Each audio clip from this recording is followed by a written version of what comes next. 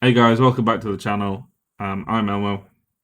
And I'm the biggest fish in the pond. I'm Tuna.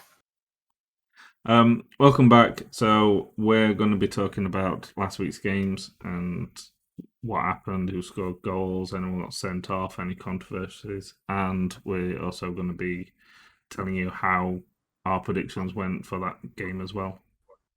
Okay, so 3 o'clock on Saturday, we had Aston Villa versus Brighton and Hove Albion. Aston Villa won, Brighton 2. Bit of a shock. Not so much of a shock as Welbeck scoring the opening goal. For Conser equalised, Solly March scoring the winner, and Lamptey getting sent off late on for Brighton. Play that we've raved about a lot. I mean, you say it was shock, but just want to point out that I predicted 2-1 to Brighton. So, You did predict 2-1 to Brighton, and I mocked you immensely last week for that. I predicted 1-0 to Aston Villa. Didn't happen at all, but I'd say I don't think anybody expected Welbeck to score. no. And a goal as good as it was as well, to be fair. So Yeah, it ran pretty much from his own half. Um, Tyrone Mings just couldn't catch him at all, and then a just lot. dinked it over the keeper. Yeah, very calm finish. When you go back a couple of weeks ago, he missed a lot of chances that he should have scored. Yeah, But yeah, it was a great through ball from Lallana, who, that's one thing he can do is pick a pass. Say Welbeck gets away from Mings and nice little dink over the keeper, and very poor for Aston Villa defensively to be pushing that high, to be fair.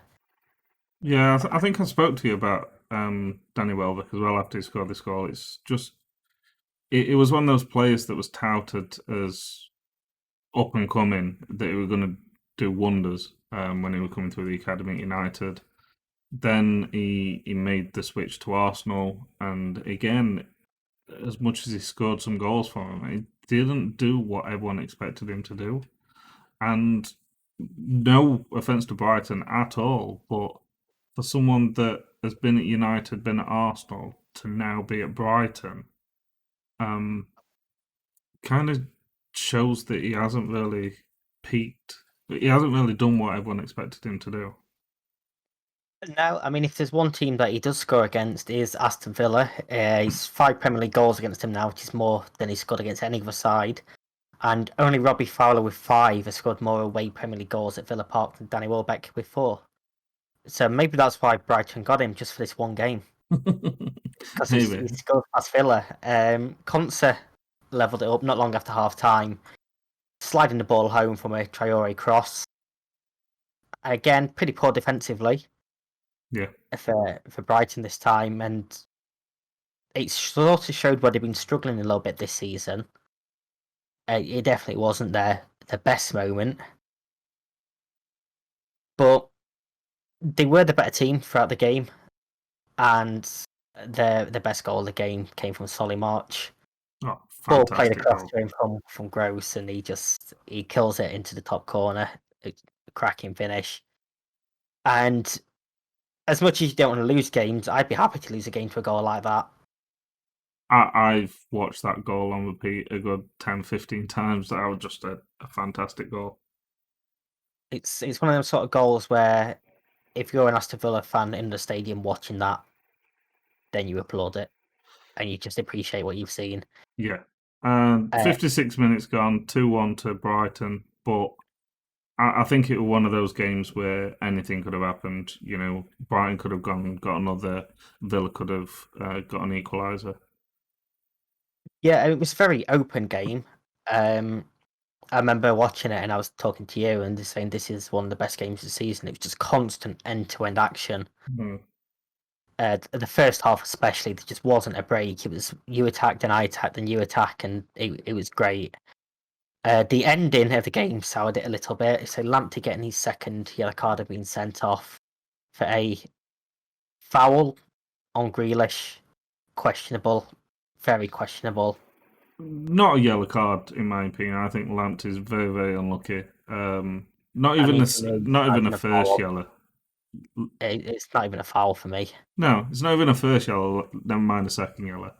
Um, It's very much a dive from Grealish, and I know Grealish gets kicked all season long, but Lamptey's but not a vicious player, from what I've but seen. but for me, when Grealish is doing that sort of stuff, he deserves to be kicked. If you're gonna get sent off for doing it, kick him hard. But unless I've seen the replays wrong, it looked like Grealish was stood on Lamptey's foot, not the other way around.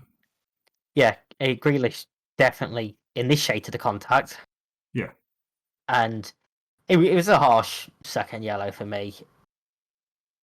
Very, And very harsh. and that could have changed everything. That would 90th minute, 91st minute. 91st minute, and from that free kick, the ball was played around by Villa, knocked into the box, and there was a tackle by March on, I think it was Trezeguet for Villa. Michael Oliver gave us a penalty. It's then sent to the pitch side monitor, and he overturns the decision, and it's not given. Thank you. Thank you, VAR. Thank you. Finally, I I've been waiting for one of these soft penalties to be overturned for so long, I and it agree, finally soft. happened. The reasoning for it was wrong. Yeah. Because even Mike Oliver made he won the ball symbol after, and that doesn't mean it's not a foul. No, Um, he dived like a motherfucker. and I mean, if we just look at the winning the ball situation, if I knock the ball past you and it grazes your shin, but then you clean me out, does that mean you've won the ball? Because that's sort of what happened here. He did obviously jump a million miles in the air, and you can see, especially on the slow mo replays, he was already on his way down. Yeah. So Uh, my question to you as a referee, I know that I've asked you this a few times before. So that wasn't a foul. It wasn't a penalty. Ignore what the ref said about he got the ball or anything like that. But if that's not a penalty and how he simulated, isn't that a booking for simulation?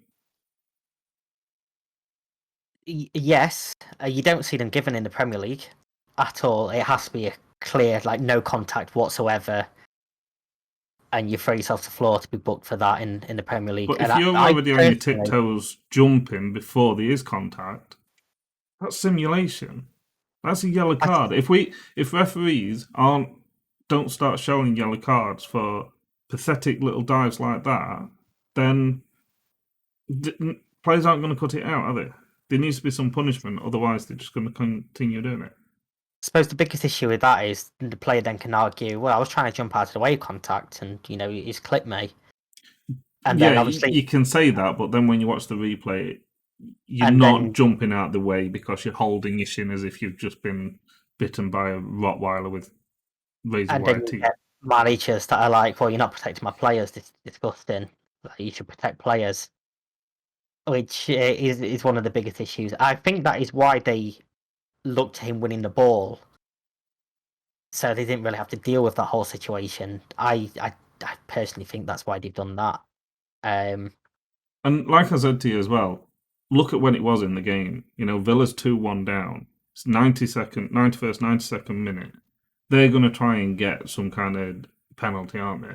So even more reason for them to be diving. I mean, again, March didn't help himself. He did the little guilty, hands up after, and defenders need to stop doing that because They he does do. make you look so guilty. They do, but players should stop rolling around as much as they are doing and simulating as much as they are doing as well. Yeah, The attackers are just as at fault for as defenders are. But like you mentioned either yesterday or the day before, like you said, it's very difficult to be a defender nowadays because of all these things. It's just yeah, players that are purposely winning like free kicks, penalties, and then the whole handball situation. yeah, He and just can't do anything now. I will hold my hands up high and say when when I think a Man United penalty shouldn't be a penalty as well. I did this. We're recording this Wednesday night. I did this when we got a penalty yesterday with Rashford in the Champions League. It was a soft penalty. So I'm not just being biased at all. I just want soft penalties to stop. It just needs to be stopped. It's ruining the game. My biggest issue with all this is if you're a young kid getting into football, why are you going to want to be a defender? Because you're just going to be giving away penalties for next to nothing, and everyone knows football fans are fickle. That means you get abuse, and no one's going to want to do that. You want to be an attacker and winning these penalties and scoring goals. Like nobody's going to want to be a defender. But on the other boot, you don't want to be looking up someone like Neymar. No, but unfortunately, he is a role model supposedly in today's football. You got role right. It's Well, yeah, definitely a role model. there's a few words we can't say on this podcast either, but that's for a different video.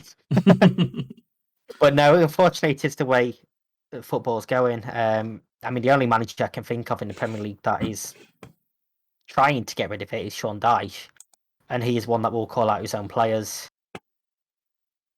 And I mean, I can't personally think of any other manager anywhere, and it's a shame. It, it's I know sportsmanship hasn't really been a massive football thing ever, anyway, but it's becoming a cheaters game.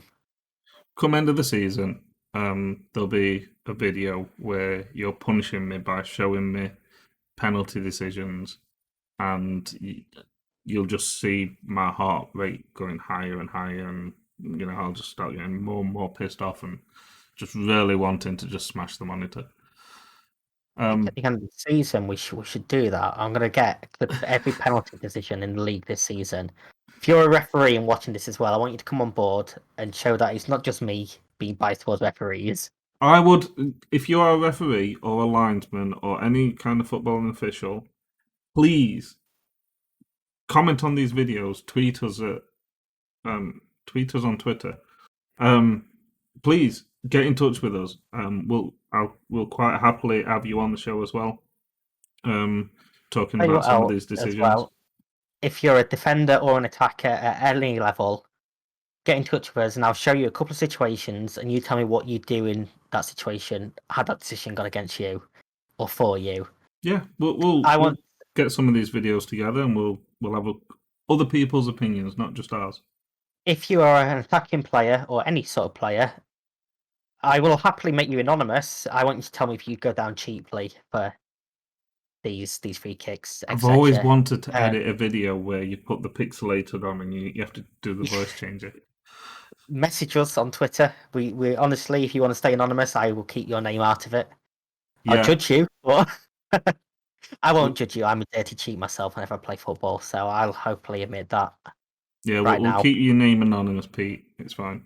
But Yeah, anyway, back to the game. So we said that Villa's run had probably come to an end at some point, and you know the last 4 games they've lost 3 games, and they've only won one in the last 4. They're still in top of half at table. The wins that they got at start of the season has kind of helped them. So they're 7th with 15 points. Brighton, that was only their second win of the season.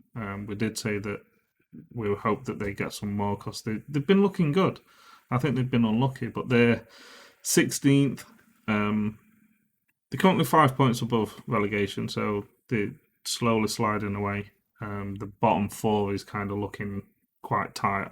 So I do want Brighton to stop up. I liked how they looked. I'm not a big fan of Danny Welbeck for certain reasons, but like March and Lamptey, I've enjoyed watching them.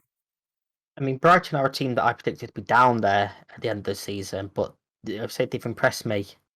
And like I say, Lamptey has quickly become one of my favourite players. He's just a quality young lad, bags of confidence, and bags of ability, and I don't think he'll be at Brighton start of next season. No, there'll definitely be scouts watching them, and there'll be some offers. Maybe not January, but definitely in summer. Right, guys, that's it for this video. Please go and check all the other videos out for the games from last week. Please check out our predictions video as well, which is us predicting what we think will happen in next week's games. Don't forget to subscribe, like this video, throw some comments in on who you think is going to be winning, what you thought of the games, um, any ideas that you want to see on the channel or anything like that. Check everything Follow us out in on the Twitter. description. All our socials and links for our YouTubes and everything like that are in there. Um, anything from you, Tuna? No, you pretty much say follow our Twitters. Come and talk to us on Twitter. Come talk football on Twitter. Let us know who you support, where you think you're going to finish this season. Obviously, it's a crazy season, so anything can happen. Yep. Like I say, go and check all our other videos out, and we'll see you next weekend. Bye. Bye bye.